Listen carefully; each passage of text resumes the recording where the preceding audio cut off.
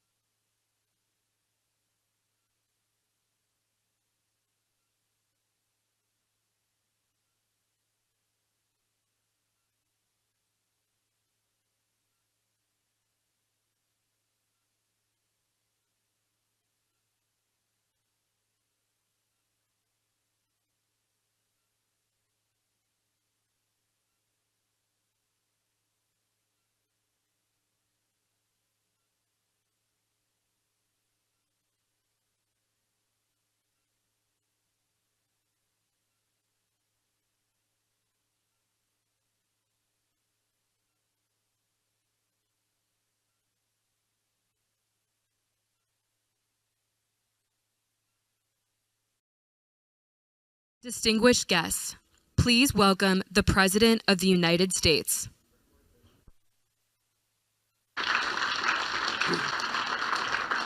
Thank you, thank you, thank you. Welcome to Washington. Fellow leaders, friends, for 944 days, Putin has waged his vicious onslaught against Ukraine. For 944 days, Ukraine people have stood unwavering, unbroken, and unbowed. Today we're launching a joint declaration of support for Ukraine, recovery, and reconstruction to make it clear we stand with Ukraine, now and in the future. That starts on the battlefield. I'm determined to ensure that Ukraine has what it needs to prevail in its fight for its survival. Tomorrow, I will announce a series of actions to accelerate support for Ukraine's military. But we know Ukraine's future victory is about more than what happens on the battlefield. It's also about what Ukrainians do to make the most of a free and independent future, of which so many have sacrificed so much.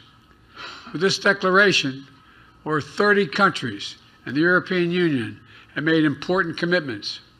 First, as Ukraine continues to make necessary reforms to fight corruption, we're committed to providing Ukraine with the resources it needs to build back stronger than it was before. Folks, it's no secret, Russian attacks have caused significant damage to Ukraine. And less well known is the story of Ukraine's economic resilience.